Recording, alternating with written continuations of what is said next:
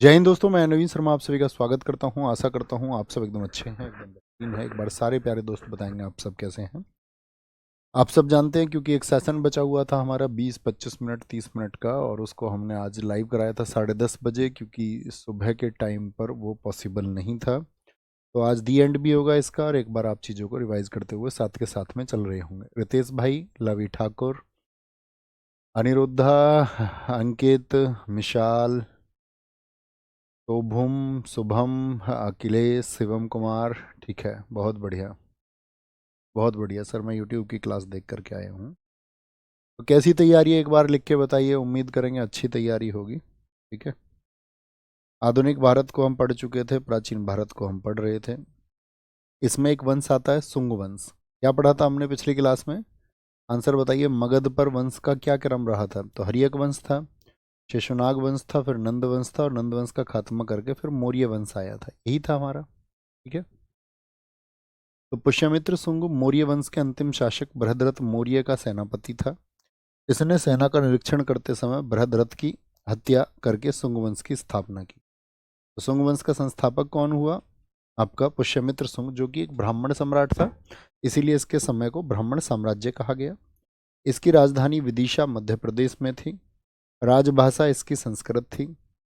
इसने बौद्ध धर्म के अनुयायियों को मौत के घाट उतार दिया था। क्या बोलेंगे? बौद्ध धर्म के अनुयायियों को मौत के घाट उतार दिया था। इसने अशोक के, कहीं तो लिखा होता है 8400 और कहीं 84,000, इतने स्तूपों को उसने जो है उड़ा दिया था। ठीक है। भरहूत स्तूप का निर्माण जब इसकी बहुत ज्यादा निंदा हुई तो इसने स्वयं करवाया।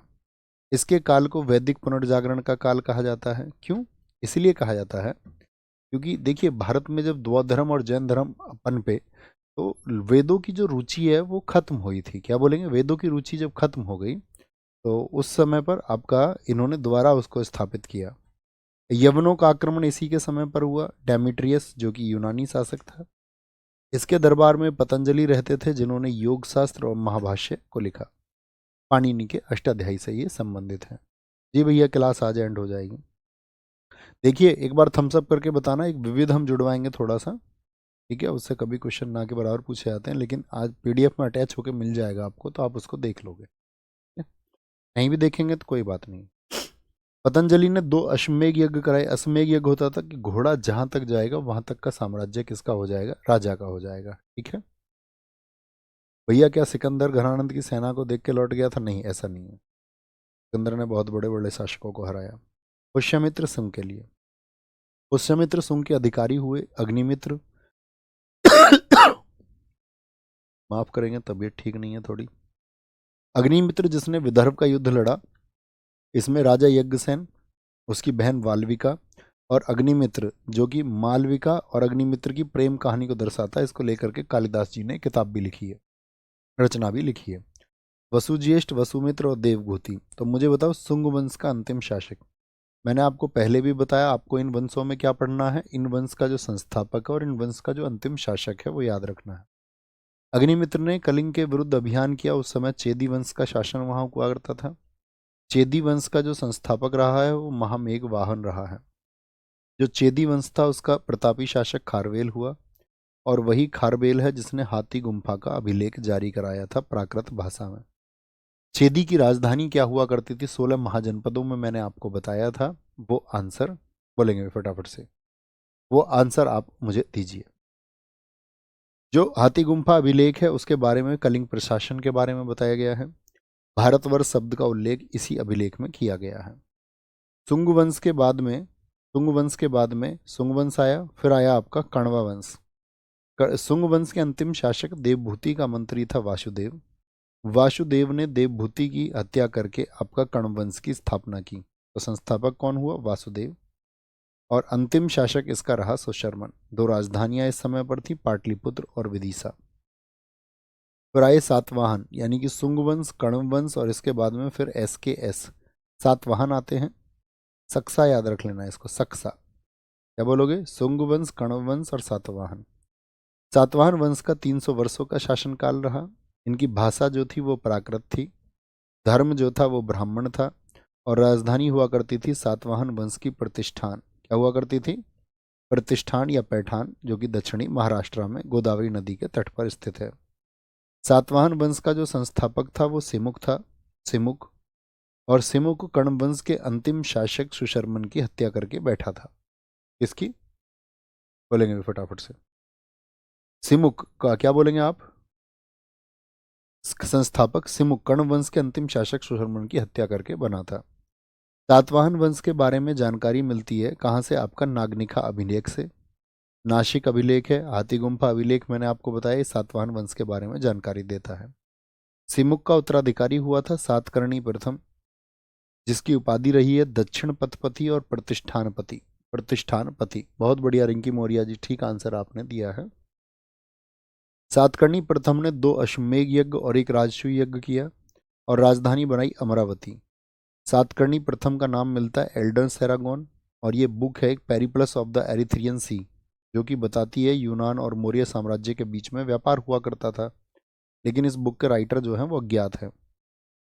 भूमि दान की प्रथा सातकर्णी प्रथम ने शुरू की थी। इस बात की जानकारी नानाघाट अभिलेख से प्राप्त होती है, जो कि सातकर्णी प्रथम की पत्नी नागनिका द्वारा जारी किया गया था। हाल भी एक आपका सातवाहन वंश का संस्थापक था, जो कि संस्कृत का विद्वान था। इसने गाथा सप्तशती बुक की रचना की है, किस भाषा में? प्राकृत भाषा में।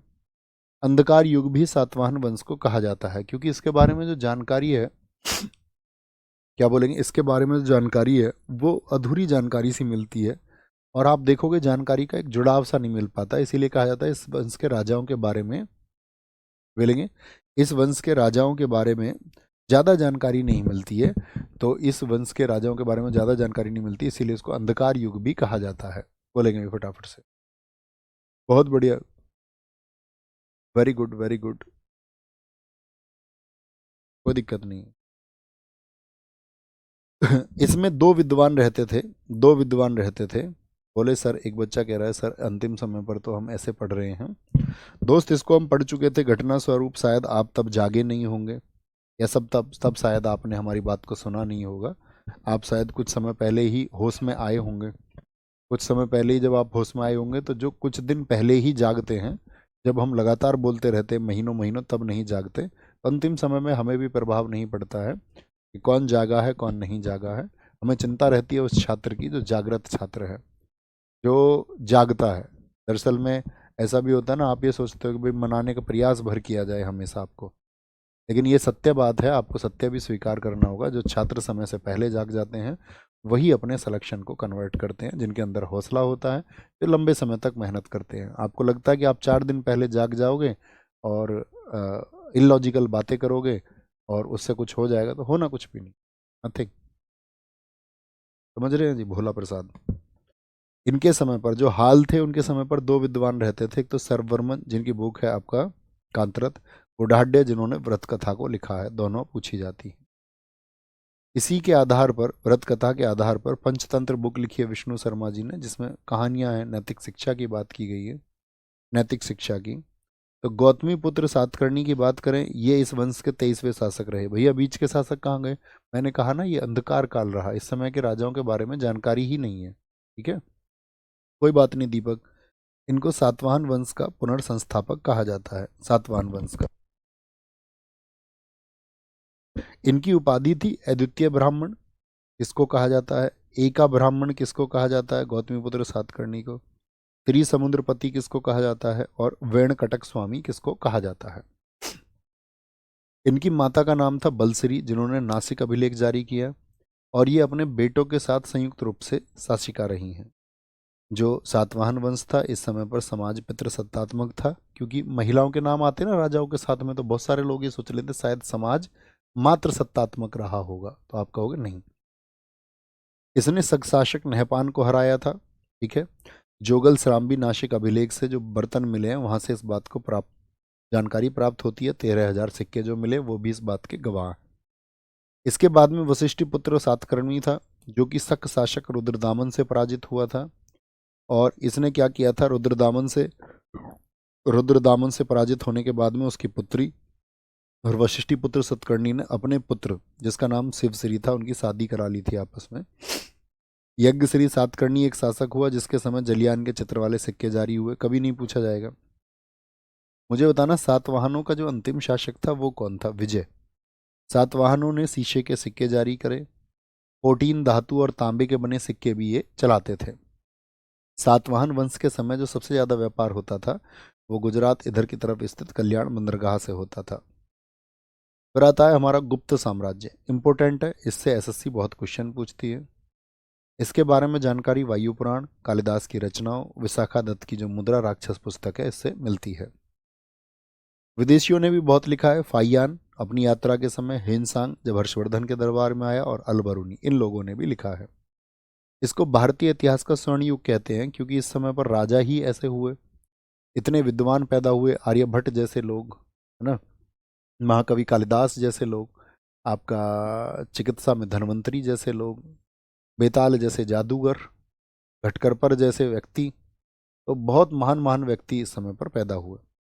गुप्त पहले कुषाणों के मंत्री थे, सामंत थे। स्थापना की गुप्त वंश की श्रीगुप्त ने, और इनकी उपाधि थी महाराजा। श्रीगुप्त के बाद में घटोत्कच गद्दी पर आया। घटोत्कच के बाद में चंद्रगुप्त प्रथम। बताइए, चंद्रगुप्त प्रथम, इनका शासनकाल भी आपको याद रखना है। कितने वर्ष बैठे ये बताइए जरा, तो आप कहोगे 15 वर्ष। गुप्त वंश का वास्तविक संस्थापक, उपाधि महाराजा धीराज। चंद्रगुप्त गुप्त जिस दिन गद्दी पर बैठा 319 एडी में, उसी दिन चला गुप्त संवत। उसी दिन अपनी पत्नी के लिए राजा रानी का सिक्का चलवाया। पत्नी कुमार देवी, जो कि लिच्छवी वंश की राजकुमारी थी। इसने समुद्रगुप्त को उत्तराधिकारी बनाने के बाद में संन्यास ग्रहण कर लिया। किसने? चंद्रगुप्त प्रथम ने। तो वो 334 तक रहा। फिर आता है आपका समुद्रगुप्त। समुद्रगुप्त, इसको भारत का नेपोलियन कहते हैं इसने कोई भी नेपोलियन की तरह युद्ध नहीं हारा, इसीलिए तुलना की गई है। विंसेंट स्मिथ ने ये तुलना इसकी की है early history of India book में। इसने उत्तर भारत के 9 और साउथ इंडिया के 12 राजाओं को हराया। कविराज इसको कहा जाता है। परम भक्त, परम क्रमांक, लिच्छवियों का ये पोता था, सॉरी पोता नहीं, देवता। व्याघ्र पराक्रम, समरसथ, काच। काच किस राजा को कहा जाता है? समुद्रगुप्त को। बौद्ध भिक्षु वसुबंधुओं को संरक्षण दिया। समुद्रगुप्त से अनुमति लेकर गया में श्रीलंका के शासक मेघवर्ण ने विशाल बौद्ध विहार की स्थापना की। यह संगीत प्रेमी था और सिक्के पर वीणा बजाते हुए दर्शाया गया, जैसे औरंगजेब है और एक ये है। इसके दरबारी जो थे वो हरिशेन थे। बार बार एसएससी पूछता है। जिसने समुद्रगुप्त की आपका प्रशंसा में प्रयाग प्रशस्ति अभिलेख को लिखा है, यानी प्रयाग में प्रशस्ति में किसकी तुलना की गई है? आपका वहां पर आपका भारत का नेपोलियन अर्थात विंसेंट स्मिथ की प्रशंसा की गई है। इसके पास एक संगठित नौसेना थी। इसके समय पर एरन अभिलेख से पता चलता है कि सती प्रथा प्रचलित थी, और एरन अभिलेख को जो जारी कराया था वो भानुगुप्त ने जारी कराया था।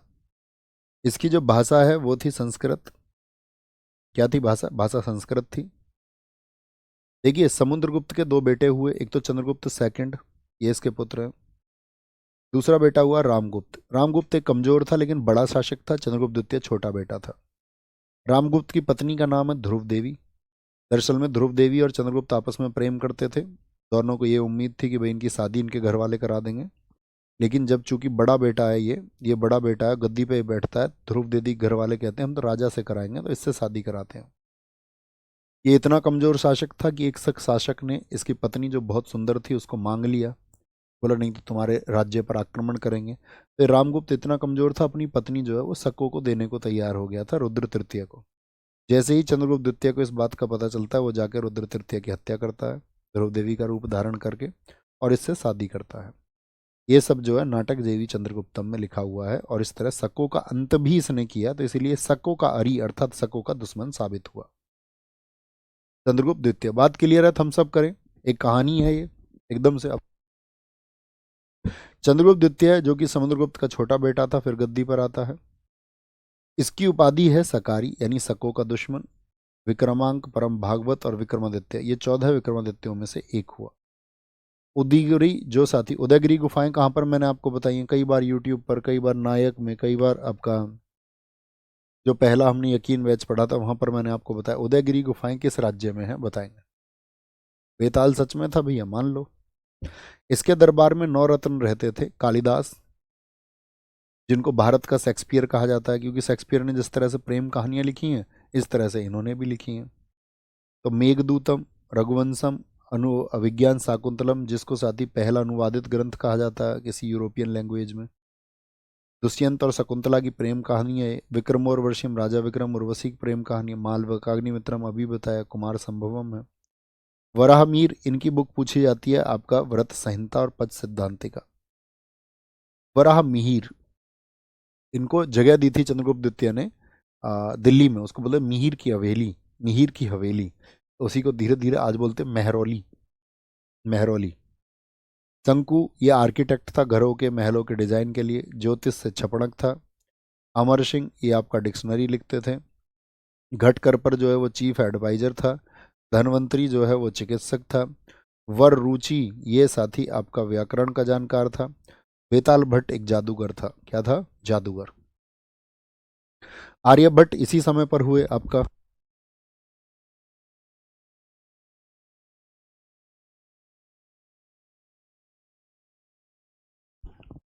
आर्यभट्ट साथी इसी समय पर हुए थे आपका। माफ करेंगे, मैं फोकस नहीं बना पा रहा हूं उतना।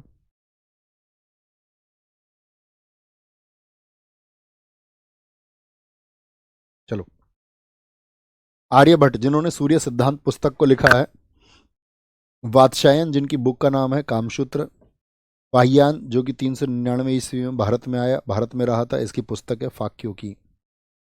बहुत पूछा जाता है फाहियान किसके समय पर आया था। फाहियान, फाहियान बताइए किसके समय पर आया होगा। तो ये चंद्रगुप्त द्वितीय के समय पर ही आया था। चीनी लेखक भारतीयों को यंतु कहते थे। चंद्रगुप्त की दो राजधानियां थी वे 380 से 414 तक। आपका चंद्रगुप्त द्वितीय है ना, आपका होगा। हाँ जी भैया। चंद्रगुप्त की दो राजधानियां थी, पाटलिपुत्र और उज्जैन। चंद्रगुप्त द्वितीय ने अपनी पुत्री का विवाह वाकाटकों से किया था, जो कि रुद्र सेकंड थे, और इनकी मदद लेकर के रुद्र तृतीय को हराया था, जो कि शक शासक रुद्र तृतीय थे, उसको हरा दिया। चंद्रगुप्त द्वितीय ने कदम्ब साम्राज्य के जो शासक थे काकुत्स वर्मा की बेटी से अपने पुत्र का विवाह कराया था। ये बहुत पूछा जाता है, काकुत्स वर्मा। यानी कि अपने साम्राज्य विस्तार के लिए बहुत डेस्परेट था।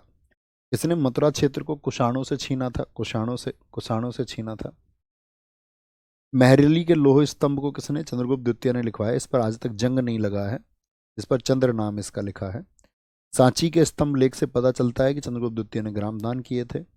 चंद्रगुप्त द्वितीय के समय की जानकारी का सबसे अच्छा स्रोत है देवी चंद्रगुप्तम, जो कि विशाखा दत्त ने लिखा है। किसने? विशाखा दत्त ने। इनकी डेथ 414 में हुई। उसके बाद में कुमारगुप्त गद्दी पर आया। कुमारगुप्त जो कि ध्रुव देवी से पैदा है और चंद्रगुप्त द्वितीय से पैदा है। इसका एक फैक्ट आपको याद रखना, नालंदा की स्थापना किसने की थी? तो कुमारगुप्त प्रथम ने। लेकिन मैं आपसे पूछूं, नालंदा को ध्वस्त किसने किया था? आंसर करिए। नालंदा पहले बौद्ध भिक्षु बहुत आते थे, क्योंकि महायान शाखा के बहुत ग्रंथ यहाँ पर थे, उसके अध्यापक यहाँ पर थे। उपाधि इसकी महेंद्रादित्य रही। मोर और कार्तिकेय के सिक्के वाले चित्र इसने चलवाए थे। मोर और कार्तिकेय के किसके? उस समय पर चांदी के सिक्के इसने बनवाए, लेकिन ज्यादातर इनका चलन जो करवाया वो स्कंदगुप्त ने। इसके समय सर्वाधिक अभिलेख मंदसौर अभिलेख। इसके अंतिम दिनों में पुष्यमित्र जातियों ने आक्रमण किया, परंतु वो असफल रहे। सोने के सिक्के को कहा जाता था दिनार। चांदी के सिक्के को, जो कि चंद्रगुप्त द्वितीय ने चलाया, रुपयक। और तांबे के सिक्के को कहते थे कौड़ी। फिर आता है स्कंदगुप्त। स्कंदगुप्त को माना जाता है इसके समय हूणों का आक्रमण हुआ। प्रसिद्ध हूण शासक मिहिर कुल को बौद्ध मूर्तिभंजक कहा गया है। सुदर्शन झील का पुनः जीर्णोद्धार किसने कराया? स्कंदगुप्त ने। जूनागढ़ स्तंभ लेख से जानकारी मिलती है। इसी झील के किनारे विष्णु मंदिर का निर्माण कराया। गुप्त वंश में कुल कितने शासक हुए थे? 24 शासक हुए। वृषवैली के सिक्के इन्होंने जारी किए। अंतिम शासक कौन है गुप्त वंश का? वो विष्णु गुप्त है। क्या बोलोगे? वो विष्णु गुप्त है। स्कंदगुप्त ने 466 एडी में चीनी सम्राट सांग के दरबार में एक राजदूत भेजा था, कभी नहीं पूछा जाएगा। गुप्तों की जो भू राजस्व की व्यवस्था थी वो 1/6 लगान लेते थे। बिना जोत की भूमि को अपराध कहा जाता था। दंडपासिक पुलिस प्रमुख होता था इनका, वो देखता था। विदेश नीति देखता था महासंघिक विग्रह। महादंड नायक न्याय विभाग का प्रमुख। अग्रहारिक दान विभाग का प्रमुख होता था। पुलिस कर लेते थे लोगों से भटकर के नाम से, उनकी सुरक्षा के नाम पर। लुटेरों से सुरक्षा के नाम पर चाट कर लिया जाता था। गुप्त वंश के मंदिर इसलिए भी इसको स्वर्णकाल कहा जाता है क्योंकि इस समय बहुत सारे मंदिर जो भारतीय इतिहास में बने। ठीक है, देखिए कौन कौन से मंदिर से पूछा जाता है। तिगवा का विष्णु मंदिर कहाँ पर है? वो मध्य प्रदेश में है। भूमरा का शिव मंदिर कहाँ पर है? वो मध्य प्रदेश में। ये बार बार एसएससी रिपीट करती है। एमटीएस सबसे ज़्यादा पूछता है इसको, दिल्ली पुलिस सबसे ज़्यादा पूछता है। दशावतार का मंदिर कहाँ पर है? वो झांसी में है, यूपी देवगढ़ में। ऐरण मंदिर मध्य प्रदेश में है। और भीतर गांव लक्ष्मण मंदिर, इस पे क्वेश्चन पूछा जाता है कौन सा मंदिर है जो ईंटों का बना हुआ है? किसका? ईंटों का बना। उस समय नहीं होती थी ना ईंटें ज़्यादा। ऐसे ही अजंता की गुफाएं, ये भी आपका किसके? गुप्तों के समय की है। इनकी कुल संख्या 29 है गुफाओं की। 1983 में यूनेस्को की विश्व विरासत सूची में ये शामिल हुए, आप सबको पता होगा।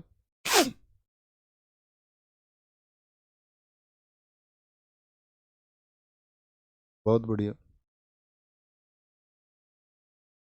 अलाउद्दीन खिलजी ने सर, शिव शिव बोलेंगे जी। अजंता की गुफाएं कहाँ पर है? ये संभाजी नगर आपका मध्य प्रदेश, कहाँ पर है? महाराष्ट्र में। मुद्राओं की बात करते हैं। गुप्त शासकों ने सर्वाधिक स्वर्ण मुद्राएं जारी की, जिन्हें उनके अभिलेखों में दीनार कहा गया है। सोने का सिक्का इन्होंने जारी किया, क्या बोलते थे? दीनार। चांदी के सिक्के को क्या बोलते थे? रुपये। चांदी के सिक्कों पर चंद्रगुप्त द्वितीय ने शकों पर विजय के आरंभ में उनको शुरू किया था। शकों पर आरंभ में। पायान के अनुसार सामान्य लोग खरीद बिक्री के लिए कौड़ियों का यानी तांबों की धातु का प्रयोग करते थे। गुप्त शासकों ने सोने चांदी और तांबे के सिक्के चलाए। गुप्तकालीन सर्वाधिक सिक्के बयाना राजस्थान से मिले हैं। चांदी के सिक्के सर्वप्रथम चंद्रगुप्त द्वितीय ने शकों पर विजय के उपलक्ष्य में शुरू किए थे। भाई ये तो वही बात शुरू हो गई। धार्मिक स्थिति क्या है? गुप्त सम्राट किस धर्म को मानते थे? वैष्णव धर्म को। और इसी को इन्होंने गुप्तों को अपना राजधर्म बनाया, गुप्तों ने। इन्हें परम भागवत की उपाधि धारण की और गरुड़ को अपना राजकीय चिन्ह बनाया। राजकीय चिन्ह क्या था गुप्तों का? वो गरुड़ था। गुप्त काल में वैष्णव धर्म संबंधी सबसे जो महत्वपूर्ण अवशेष हैं वो देवगढ़ के दशावतार मंदिर से मिले हैं, जो कि पंचायतन रचना शैली का मंदिर है। इस मंदिर में शेषनाग की सैया पर विश्राम करते हुए नारायण विष्णु को दिखाया गया है। अन्य शासक जो थे, स्कंदगुप्त के बाद में पुरुगुप्त, नरसिंहगुप्त, बालादित्य, कुमारगुप्त द्वितीय, बुद्धगुप्त, भानुगुप्त, वैन्यगुप्त, कुमारगुप्त तृतीय शामिल हुए। बुद्धगुप्त ऐसे शासक है जिसने नालंदा महाविहार को दंड दिया था। बनवाया किसने? कुमारगुप्त ने। नरसिंहगुप्त ने हूण नरेश मेहरकुल को पराजित किया था। भानुगुप्त के एरन अभिलेख से सती प्रथा का पहला अभिलेखीय परिणाम मिलता है। विष्णुगुप्त तृतीय साम्राज्य का अंतिम शासक था। यही बात हमने अभी पढ़ी थी, बार बार उसी को पढ़ रहे हैं। गुप्तों के पतन के साथ में ही नए वंशों का उदय हुआ, जैसे वैल्लभी के मैत्रक वंश, कन्नौज के मोखरी वंश और थानेश्वर के पुष्यभूति वंश। यानी जब गुप्त समाप्त हो गए, करिश्मा सिंह जी हो जाएंगे। भैया एग्जाम से एक दिन पहले क्या करें? रेस्ट करो, बढ़िया वाला, बढ़िया वाला रेस्ट। हाँ जी बिल्कुल ठीक पहचाने आप दीपक भाई। दीपक भाई कह रहे हैं सर जी आज आप अपनी तबीयत से परेशान हैं। जी भैया। आह। गुप्त काल में दास प्रथा प्रचलित थी। मनु 7 प्रकार और नारद 15 प्रकार के दासों का उल्लेख करते हैं। दास मुक्ति से अनुष्ठान का ये कभी नहीं पूछा जाएगा एग्जाम में, ये सिर्फ पढ़ने के लिए, जो कि इस काल में दास प्रथा के कमजोर होने का संकेत करता है। भूमिदान के कारण भूमि का विखंडन हुआ, जिससे दासों की उपयोगिता कम होने लगी। गुप्त काल के चित्रों के अवशेषों में बाघ, अजंता और बादामी की गुफाओं में देखा जाता है। अजंता की 29 गुफाओं में से गुफा संख्या 16, 17 और 19 गुप्त काल के दौरान बनी है। कौन सी गुफा बनी है गुप्त काल के दौरान? 16, 17 और 19। अजंता की गुफाएं बौद्ध धर्म से संबंधित हैं, जिसे बोधिसत्व पद्मपाणि का चित्र सर्वाधिक प्रसिद्ध है। सर्वाधिक। बहुत बढ़िया कह रहे, बख्तियार खिलजी ने नष्ट किया था, प्रियंका कह रही है। बहुत बढ़िया जी। गुप्त काल में चित्रों के अवशेष, ये फिर से वही बात आ गई। शिक्षा और साहित्य, ये प्रमुख केंद्र थे। पाटलिपुत्र, वल्लभी, उज्जैनी, काशी और मथुरा गुप्तों के समय पर। नालंदा भी आगे चल के विश्वविख्यात शैक्षणिक केंद्र के रूप में विकसित हुआ। गुप्त काल के दौरान ये रचनाएं अभी जो हमने पढ़ी थी, इनको आप एक बार देखेंगे। इसमें कालिदास की रचनाएं सबसे इंपॉर्टेंट है। विशाखा दत्त की, आपका वराह मीर की, आपका सिद्धसेन विष्णु शर्मा की पंचतंत्र बहुत पूछी जाती है। कामंदक की नीति सार, रुद्रक की मृच्छकटिकम, असंग की योगाचार। गुप्त काल में सबसे अधिक प्रगति गणित व ज्योतिष के क्षेत्र में हुई। आर्यभट्ट इसी काल के महान वैज्ञानिक और गणितज्ञ थे। आर्यभट्ट ने प्रमाणित किया था पृथ्वी गोल है और अपनी धुरी पर घूमती रहती है। दुनिया की खोज आर्यभट्ट ने की थी। आर्यभट्ट द्वारा वर्गमूल और घनमूल निकालने की विधि और जिया को घोषित किया गया। तो वर्गमूल निकालते हैं ना, स्क्वायर रूट और आपका करंट रूट। वराहमीर ने आर्यभट्ट के ज्या सिद्धांत को अधिक परिशुद्ध किया था। वराहमीर ने, जो ब्रह्मगुप्त थे, उन्होंने चक्रीय चतुर्भुज के क्षेत्रफल, चक्रीय चतुर्भुज आप पढ़ते होगे ना, क्वाड्रिलेटरल क्वाड्रिक इक्वेशंस जो आप सॉल्व करते होंगे, तो विकर्णों की लंबाई, शून्य के प्रयोग, द्विघात समीकरण जो होती है हमारी, ठीक है, क्वाड्रिक इक्वेशंस को हम सॉल्व करते हैं, वो सब इन्हीं का है। सुश्रुत भी इसी समय पर हुए जिन्होंने भारत को सर्जरी करने सिखाई। पूरी दुनिया ने इन्हीं से सर्जरी करनी सीखी है, ठीक है। तो प्रसिद्ध सुश्रुत संहिता में 121 प्रकार के जो आपका सर्जरी के लिए प्रयोग होते थे उपकरण, उनका वर्णन किया है। नागार्जुन रसायन विज्ञान के ज्ञाता थे। वाग्भट ने अष्टांग संग्रह नामक आयुर्वेद ग्रंथ की रचना की है। रामीर ने ज्योतिष के महत्वपूर्ण सिद्धांत प्रतिपादित किए, उन्हें पंच सिद्धांतिका नामक ज्योतिष की रचना की। ये बार बार वही रचना बातें आ रही हैं जो हमने अभी की हैं। गुप्त वंश के बाद में एक अंतिम वंश है हमारा, इसके बाद की चीजें मैं आपको वो विविध में डलवा देंगे एक बार। जो विदेशी वंश थे हमारे, जैसे कि कुषाण वंश है, बस उसको एक बार आप देख लेना, है ना। कुषाण वंश को, शकों को और कुषाण को, कुषाण देख लेना, वो काफी होगा, बाकी सब छोड़ देना। थानेश्वर का पुष्यभूति वंश था, जिसको हम वर्धन वंश भी कहते हैं। दरअसल में इसके जो संस्थापक थे वो पुष्यभूति थे, जो रहते थे हरियाणा में। वहां पर हरियाणा के थानेश्वर में। मोखरी वंश का जो शासक था अमंती वर्मन, उसके ये सामंत थे। पुष्यभूति वंश में आगे एक व्यक्ति हुआ प्रभाकर वर्धन, उसका बड़ा बेटा था राज्यवर्धन, बेटी थी राज्यश्री और हर्षवर्धन था छोटा बेटा। प्रभाकर वर्धन ने राज्यश्री की शादी अवंती वर्मन के पुत्र ग्रह वर्मन से कर दी, यानी इनकी शादी हो गई आपस में, दो राजघरानों की। ये कहाँ थे आपका अवंती वर्मन, ये थे कन्नौज में यानी यूपी में, और ये थे आपका थानेश्वर में अर्थात हरियाणा। तो हरियाणा से यूपी शादी हो गई। लेकिन दरअसल में था क्या, चूंकि आपको पता होना चाहिए, गुप्तों का जब पतन हो गया तो ये जो कन्नौज क्षेत्र था, इस पर कंट्रोल करने के लिए मालवा मध्य प्रदेश की तरफ से देवगुप्त, और इधर बंगाल की तरफ से शशांक, दोनों की पैनी नज़र थी। तो शशांक कहाँ से था, बंगाल क्षेत्र से, और देवगुप्त मालवा क्षेत्र से। इन दोनों ने मिलकर ग्रह वर्मन, जिससे शादी हुई थी, कन्नौज का राजकुमार था, उसकी हत्या कर दी, और हत्या करके राज्यश्री यानी उसकी पत्नी का अपहरण कर लिया। लेकिन राज्यश्री किसकी बेटी है, प्रभाकर वर्धन की, और उसके भाई हैं दो दो, राज्यवर्धन और राज्यश्री, दो दो भाई हैं। तो कुरगुंग दूत से हर्षवर्धन ने अपने पिता प्रभाकर वर्धन व माता यशोमती की मृत्यु का खबर सुनकर अपने राज्य में आते हैं, ठीक है। उनके पिता और माता दोनों खत्म हो गए। राज्यवर्धन जो बहन की रक्षा के लिए गए हुए थे, देवगुप्त ने उनकी हत्या कर दी, यानी भाई भी मर गए, माता भी मर गई और पिता भी मर गए। तो ऐसी स्थिति में हर्षवर्धन की गद्दी पर बैठने की बिल्कुल हिम्मत नहीं रही थी। शशांक ने, राज्यवर्धन ने तो देवगुप्त की हत्या कर दी, शशांक ने इनके भाई राज्यवर्धन की हत्या कर दी। अब ऐसी स्थिति में हर्षवर्धन कुल 16 वर्ष का था, क्योंकि 590 में तो उसका जन्म ही हुआ, कार्यकाल याद रख लेना। लेकिन फिर भी मनाया जाता है और कहते हैं हर्षवर्धन गद्दी पर बैठ के तैयार होता है और बहुत अच्छा शासक बनता है। पत्नी इसकी दुर्गावती, गद्दी पर बैठा 606 में, जन्म 590 में। सबसे पहले तो इसने शशांक को गिरफ्तार कराता, उसको हराता है, और फिर अपनी बहन को खोजता है जो कि सती होने जा रही थी। दिवाकर मित्र एक बौद्ध भिक्षु की मदद से हर्षवर्धन ने अपनी बहन राज्यश्री को खोजा, उसको गद्दी पर बिठाया लाके। हर्षवर्धन को साहित्य का सम्राट कहा जाता है, बहुत इंपॉर्टेंट, बहुत अच्छा शासक ये हुआ। इसकी राजधानी कान्याकुब्ज और कन्नौज हुआ करती थी।